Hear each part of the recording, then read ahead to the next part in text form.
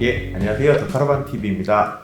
오늘은 저희가 차를 리뷰해 드리려고 온 거는 아니고요. 저희 여기 이천 알중랩 스테이션에 와 있는데요. 다시 차가 아니라 이번에는 배터리를 좀 소개를 해 드리려고 하는데, 우리 캠핑카나 카라반 쪽에서 워낙 이슈가 많이 되죠. 전기를 얼마나 쓸 수 있느냐, 용량을 뭐 괴물 배터리를 넣는다, 뭐 1000A, 2000A, 에어컨을 24시간 돌릴 수 있다, 이런 얘기들을 많이들 하시고, 사실 거기에 또 문제점들이 있는데, 너무 고용량의 전기를 원하시는 분들도 많고, 그렇게 용량만 늘려가고 되느냐, 이런 걱정을 저도 사실 하고 있었는데, 이 부분에서 좀 새로운 방식으로 접근해서 새로운 제품을 개발하신 분이 있어서 오늘 직접 모시고 얘기를 좀 들어보려고 해요. 그래서 일반 기업에서 이 제품을 개발한 것은 아니고요. 우리나라 뭐 최고의 에너지 관련 연구기관이라고 할 수 있는 한국에너지기술연구원의 김강출 박사님 나와주셨고요. 인사 예, 안녕하세요. 저 한국에너지기술연구원의 김강출입니다. 예, 그리고 이트라이언의 주태현 연구원님 나와주셨습니다. 네, 안녕하십니까, 주태현입니다. 네. 요즘 뭐 제일 큰 여름을 지나면서 겪었던 일은 에어컨을 펑펑 쓸 수 있느냐 없느냐.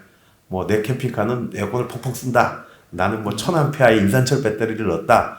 사실 이런 문제들이, 저희도 카라반을 저도 운영을 하면서 그런 문제들을 좀 겪어을 보고 걱정스러운 시선으로 봤던 게, 12V 시스템 하에서 이 용량을 무작정 늘려가지고 고전류를 쓰는 에어컨을 계속 돌린다는 게 문제가 좀 있지 않나요? 사실 그 부분은? 실제로 보면은 이제 기존의 캠핑카나 카라반을 봤을 때 저도 이걸 하게 된 이유가, 네. 사용한 전류가 뭐 20A, 30A, 그러니까 네. 낮은 전류일 경우에는 충분히 12V로 구동해도 전혀 문제될 게 없는 상황인데, 네. 예를 들면 이제 에어컨을 구동한다든가 다른 이제 그 전자레인지를 구동한다 했을 때는 실제 사용한 전류가 예를 들어 100A, 150A 네. 굉장히 커지게 되거든요. 네. 그러면 그렇게 되면 실질적으로 발열량 자체는 그 전류 제곱이 필요하기 때문에 굉장히 큰 발열량이 생기고, 그래서 안전에도 굉장히 위험한 상황입니다. 그래서 실제적으로 그런 것들을 해결하기 위해서는 결국은 전류량이 전류가 크다는 것은 그만큼 손실도 크고 네. 위험성이 증가된다기 때문에, 그래서 결국은 12V에서 24V로 하게 되면 네. 결국 전류량이 반으로 줄기 때문에, 그럼 실제적으로 좀 더 그러면 그 발열량 같은 경우는 4분의 1로 줄어들게 되고요. 그래서 네. 보다 안전하기 때문에, 그래서 기존 캠핑카나 카라반을 왜 굳이 12V만 써야 되냐, 그걸 이제는 24V 하는 게 훨씬 좀 효율적이고 안전하겠다, 그런 생각입니다. 그래서 24V 배터리팩 시스템을 이제 개발을 하게 됐는데요. 네. 근데 실질적으로 보면 이제 기존 배터리팩 같은 경우도 보면, 우리들이 보통 배터리는 굉장히 쉽게 생각하는 부분이 있거든요. 네. 왜냐면 셀을 사다가 쉽게 이제 직병렬을 연결하면 네. 뭐 전압은 나오고 출력은 나오니까. 네. 근데 이제 그렇게 해서 열 관리에 대한 고려성을 안 해주고 배터리 패킹을 하게 되면, 실제로 보면 어쨌든 안전에도 굉장히 문제가 될 수도 있고, 또한 내구성에도 굉장히 큰 문제가 된다. 그래서 실제 이런 배터리팩을 만들었을 때 리튬이온 배터리는 보통 5년 정도는 사용해야 되는데, 네. 예를 들면 1년 정도 사용하고 나서 성능이 급격하게 떨어진다. 내구성이 내구성이 보장이 안 되는 떨어지는 거죠. 거죠. 네. 그래서 이제 그런 부분에서 열 관리를 어떻게 해서 조금 더 해서 이제 배터리팩을 만드냐에 대한 집중적으로 저희들이 하게 되는데요. 그래서 저희들이 만든 이제 배터리팩 그런 방식은 실제 이게 하나의 이제 모듈로 되어 있는데, 네. 모듈 적층 방식으로 해서 모듈 이렇게 해서 연속적으로 적층해서 이제 배터리팩을 만들어 드리겠습니다. 일단 24V는 다음에 차지하고, 이 배터리 팩 자체가 기존에 우리 나오는 배터리 팩이랑 완전히 다르다라는 거고, 이게 지난번에 제가 4월달인가 보도자료가 나와서 보기는 했었거든요. 그래서 이 말씀하신 게 지금 전혀 다른 방식으로 접근을 했다라는 말씀이신 거죠. 그러니까 인산철 배터리들도 이런 셀들이 있는데 꽉 묶어가지고 이제 그 내구성이 떨어질 수 있는 부분인데, 그 부분이 해결이 됐다라는 이야기신 거죠. 그러니까 기존에 쉽게 하는 방식들은 보면, 네. 보통은 이제 배터리 셀을 연결한 다음에 그걸 이제 전극이 노출되기 때문에, 네. 그걸 전극이 노출은 위험하니까 그걸 네. 다 테이핑을 하게 되고, 또 그걸 이제 밀폐하게 되는데, 그렇죠. 이제 그렇게 되면 예를 들면 아까처럼 내부적 열이 쌓이고 열이 빠져나갈 곳이 없으니까 열이 쌓이게 되거든요. 그러면 배터리팩 내부의 온도가 굉장히 올라갈 수도 있고, 네. 또 배터리팩 셀 자체에도 온도 편차가 많이 발생하게 되거든요. 네. 그러면 온도 편차가 발생한다는 얘기는 그만큼 셀에게 에이징되는 네. 그런 속도가 틀리기 때문에, 그러면 그 전체적으로 보면 배터리 성능이 또 급격하게 떨어질 수 문제가 있습니다. 내구성이 급격하게 예, 빠진다. 예. 떨어진다. 그래서 저희들이 백을 할 때 이제 그런 열관리 측면을 많이 고려해서, 네. 실제 어쨌든 이제 방열 부분을 많이 고려해서 배터리팩을 이제 제작하게 됐습니다. 기존 우리 인산철들 보면, 제작돼서 나오는 것들 보면 이제 뭐 폭발의 위험이나 이런 것 때문에 막 그 이게 스테인리스 팩 안에다 넣는다거나 그렇게 나오는 건데, 지금 그게 조금 그 올바른 방식은 아니다라는 말씀이신 거죠. 그러니까 예를 들자면 셀도 보면 안전을 위해서 예를 들어 네. 고온이라는 이상에 봤을 때 이제 네. 실질적으로 이제 벤트가 일어나게 되는데요. 네. 그래서 셀마다 대부분 보면 이제 벤트 장치, 안전 장치가 다 되어 있는 예, 경우가 예, 있는데, 아까처럼 그런 데 밀폐하게 되면 실제로는 그 가스가 배출할 수 있는 구멍을 막게 되면 네. 그럼 결국은 그것들이 쌓이게 되잖아요. 그 네. 쌓이게 된다는 얘기는 그만큼 순간적으로 어쨌든 압력이나 온도가 올라가서 폭발로 이어질 수 있기 때문에, 그러니까 그 만일에 대비한 그랬을 때 가스가 배출할 수 있는 그런 그런 통로라든가 그런 것들을 좀 확보를 해줘야 되는 그런 부분이 있습니다.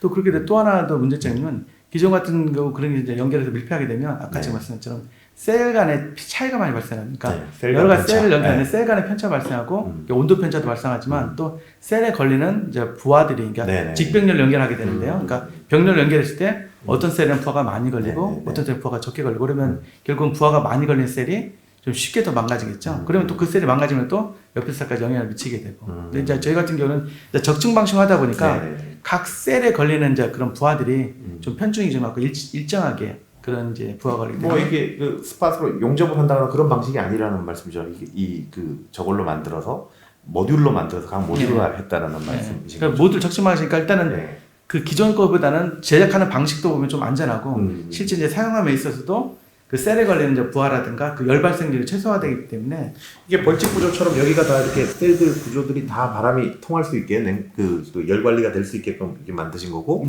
케이스도 완전 밀폐형이 아니라 이렇게 딱 잡아주게끔 노출형으로 만든 것도 그런 열 관리에 도움이 된다는 말씀이신 거죠.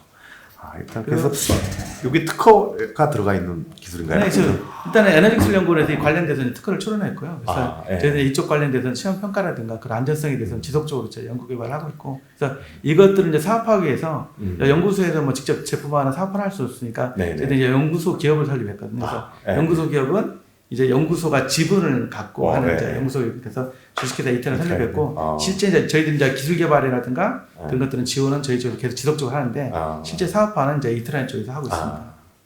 그러면 일단 팩에 관련된 건 이제 새로운 기술로 팩을 제작했다라는 말씀을 들었고요. 그러면 다음 이야기는 이제 리튬, 우리가 배터리가 카라반이나 캠핑카 안에서 사용되어져 온 그 종류 형태들이 많이 바뀌어 왔었거든요. 초기에 우리 납산 배터리를 주로 썼었고, 뭐 납산 배터리 쓰다가 뭐 젤 타입 배터리도 쓰고, 뭐 AGM이나 이런 젤 타입 배터리도 쓰다가 다시 이제 인산철이 또 고용량 리튬 계열의 인산철이 먼저 사용이 됐고, 그다음 지금 이 배터리는 지금 리튬 이온으로 제작이 된 상태잖아요. 그러면 인산철과 리튬 이온의 차이는 또 어떤 부분인지 한번 설명을 해주셨습니다. 실제 또 하나 이제 용어에 대한 이제 오해의 소지가 있는데, 제가 잘못 알고 있는 용어가 많아요. 보통 리튬 이온 배터리는 인산철이든 리튬 폴리머든 모두가 다 리튬 이온 배터리라고 하는 거고요. 양극 소재를 이제 어떤 걸 쓰느냐에 따라서 리튬 인산철 배터리, NMC, 뭐 리튬 티타늄 배터리 이제 그런 식으로 구분이 되게 됩니다. 그럼 결국 리튬 인산철도 리튬 이온 배터리 계열 중에 하나라는 거네요. 네, 같은 어차피 큰 기술적인 차별성은 없고요. 그러니까 거의 똑같다고 보시면 돼요. 그러니까 리튬 이온 배터리인데 단지 양극 활물질로 어떤 걸 썼느냐에 따라서, 그러니까 기술적인 것들은 결국 비슷하다 이렇게 볼 수가 있는 거죠. 근데 주로 인산철 셀은 중국에서 많이 생산하고 리튬 이온이라고 우리 흔히 얘기하는 지금 새로 만든 이 리튬 이온 배터리 같은 경우는 주로 한국의 기업들 LG나 삼성에서 생산을 하고 있는 걸로 알고 있거든요. 유통되는 게 그건 맞는 이야기인 거죠. 예, 맞습니다. 그럼 인산철 배터리가 사실은 좀 지금 저희도 인산철 배터리를 사실 카라반 스토어에서 판매를 하고 있긴 하지만 사실 좀 불안한 부분들은 이 인산철 셀의 제조에 대한 태생, 누가 만들었는지 어떻게 만들었는지 전혀 알 수가 없어요. 사실 깜깜해요. 중국에서 그냥 수입해오시는 수입업자들이 좋은 거야. 중국 내에서도 인산철 셀에 대한 가격이 굉장히 천차만별이라고 들었어요. 뭐 100Ah 기준으로 하면 뭐 20-30만 원대부터도 제작이 가능하다고 얘기도 들었었는데, 우리나라에서 100만 원에 팔릴 시점에도. 근데 지금도 보면 가격이 굉장히 많이 차이가 나고, 또 인산철이 요즘 들어와서 중국의 인산철 셀이 굉장히 덤핑이 많이 도는 것 같아요. 그래서 사실 셀에 대한 안정성이나 신뢰성을 담보할 수가 없는 게 가장 큰 문제인 것 같은데, 요거는 지금 그 삼성 셀을 쓰나요? LG 셀을 쓰나요? 셀에 대한 안정성에 대해서 한번 얘기해 주세요. 그러니까 저희도 제일 고민했던 부분이 이제 어떤 셀을 쓸 것인가가 제일 이제 고민되는 부분인데요. 실제 이제 워낙 싼 가격에 들어오는 것들 있잖아요. 그러니까 실제로 배터리 같은 경우에는 묻진 거예요, 완전히. B2C가 아니에요. 그러니까 직접 소비자한테 판매되는 그런 게 아니거든요. 그러니까 일반 소비자들이 이 배터리 사고 싶다고 해서 살 수 있는 아이템이 아니거든요. 근데 일반 소비자들 그 아이템, 그 배터리 산다는 얘기는 그것은 정상적인 루트라고 보기는 굉장히 힘든 부분이 있죠. 그러니까 실질적으로 예를 들면, 그러니까 인산철 상태가 뭐 중고 상태라든가, 그러니까 대부분 보면 이제 그런 다른 비정규 정상적인 제품이 아닐 가능성이 블랙마켓에서 통해 들어올 수 있다는 그러니까 말씀이죠. 특히 1860 같은 경우도 보면 삼성이나 LG셀 사들어오면 그게 결국 어느 때는 가짜인 경우도 굉장히 많이 있잖아요. 특히 이제 예를 들어서 농담삼아 얘기하면 샤오미 같은 경우도 보면 파는데 그렇죠. 똑같은 종이에 뭐 가짜죠. 다른 흙이 들어가 있다든가 그런 거 있어서 그러니까 겉에 보면 예를 들면 일반 소비자 판단하기는 그게 참 구별하기 좀 힘들어요. 그래서 루트가 어디를 통했냐 그러니까 구입 시점 그 처가 굉장히 좀 중요한 부분이거든요. 그래서 저희들도 마찬가지일 때 그 부분이 가장 신경 쓰는 부분이에요. 그러니까 좀 믿을 수 있는 구입처에서 할 수 있는 하는 부분이 가장 좀 지금 이 셀은 그럼 삼성 셀인가요? 네. 네, 삼성 셀 쓰고 있고요. 삼성 SDI 총판에서 공급받아서 지금 사용하고 있습니다.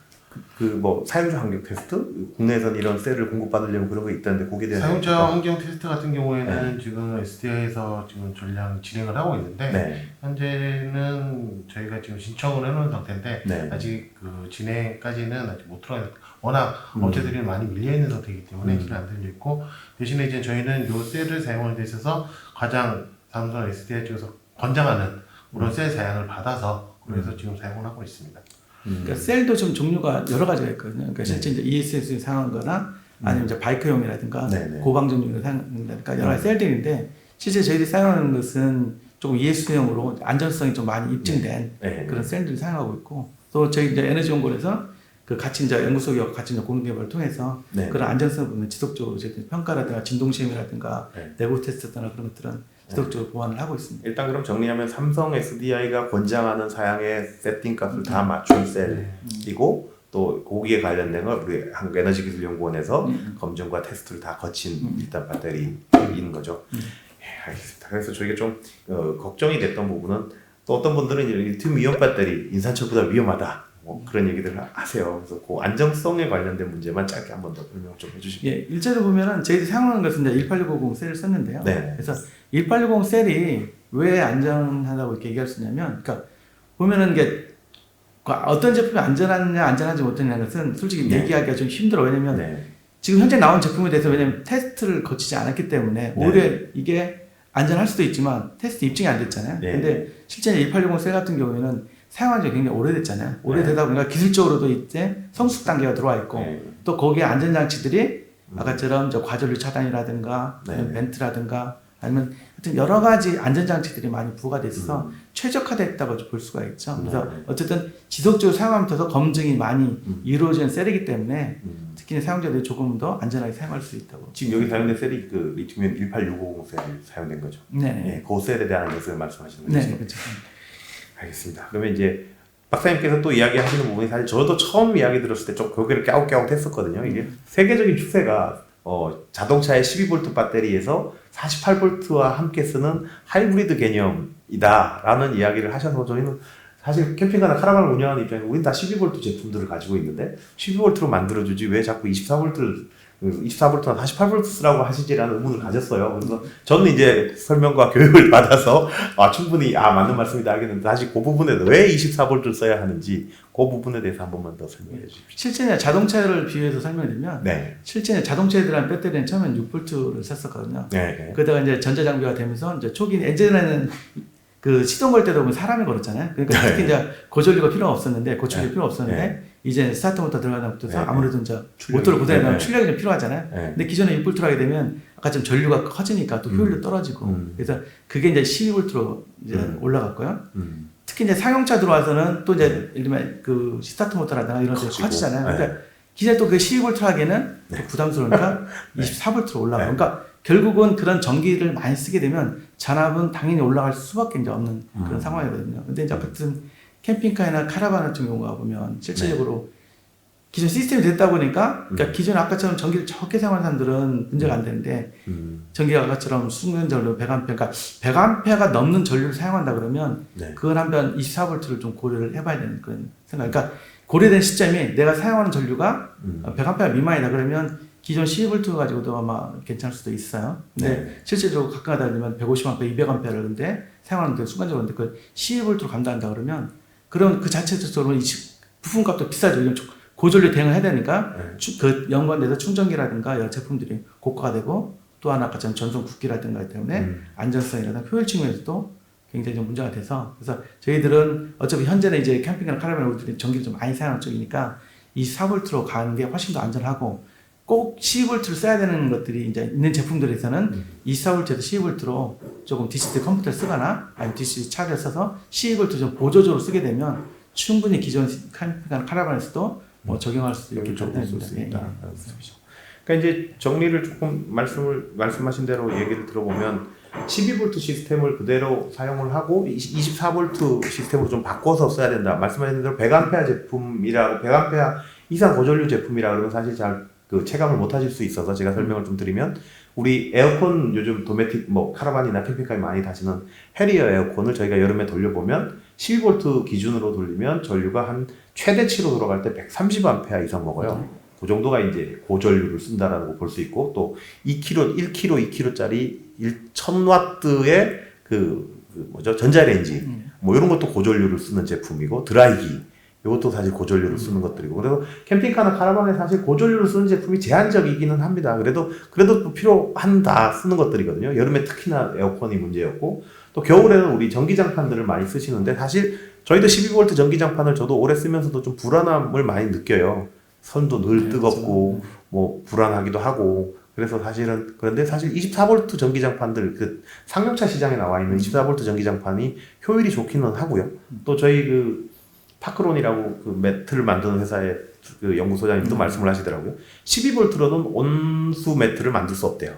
그 온수를 가열해서 할 수 있는 게 기술적으로 불가능하다.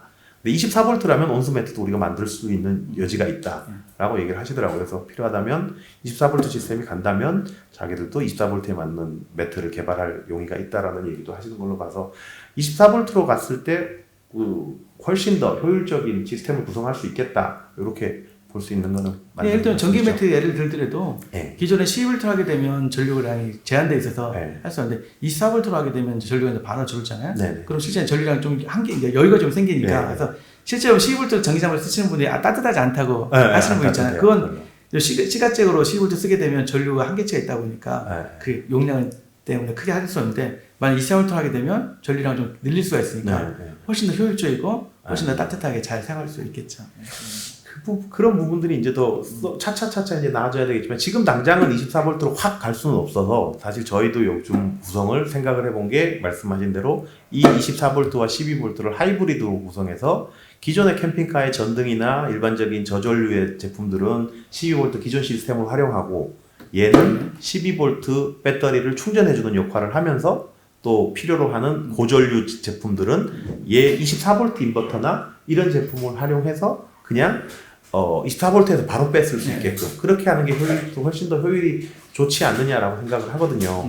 그래서 그렇게 시스템을 지금 구성한 차가 있어요. 그럼 한번 보면서 그 시스템에 대한 설명이나 이런 것들을 직접 해주시는 게 어떨까 싶습니다. 한번 가서. 어쨌든 마지막으로 가장 효과적인 방법은 기존의 차량 같은 경우에는 기존 시스템이 되어 있다 보면 12V로 구성되어 있다 보니까 아까처럼 12, 24 듀얼로 쓰게 되는 하이브 방식으로 쓸 수밖에 없지만 기존 차를 새로 만드는 경우라 그러면 요즘은 24V 제품이 대부분 다 구비가 되어 있거든요. 그래서 아예 처음부터 24V로 다 구성을 한 게 충분하거든요. 그렇게 되면 훨씬 더 효율적이고 훨씬 더 안전한 캠핑카나 카라반을 만들 수가 있어서 작은 12V 제품을 쓸 때는 어떻게 해요? 그럼 기존에 또 다른 12V를 가지고 있는 그런 거 같은 경우는 극히 예를 들면 제한적이잖아요. 이제 그런 경우는 정말 12V 필요하다 그러면 12V만 아까처럼 DCT 컨버터를 조그맣게 해서 해주면 그럴 때는 그렇게 쓰거나 근데 이제 실질적으로 보면 24V 구동하는데도 제품들이 많이 나와 있으니까 냉장고라든가 그런 에어컨이라든가 그런 것들이 가능하면 12V보다는 24V 구동 제품들 초기부터 그러니까 제품을 선택한 초기부터 그렇게 24V 제품을 구동해 선택하면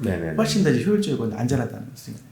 알겠습니다. 그럼 일단 여기 제품에 대한 설명이나 이 부분들은 듣고요. 이게 제품이 지금 완제품이 나온 상태니까 제품을 잠깐 보여드리면서 세부적인 설명을 하고 이제 실제 시스템을 만들어 놓은 차에 가서 제가 또 설명을 한번 더 해드릴게요. 여기 제품에 대해서 한번 보도록 하겠습니다.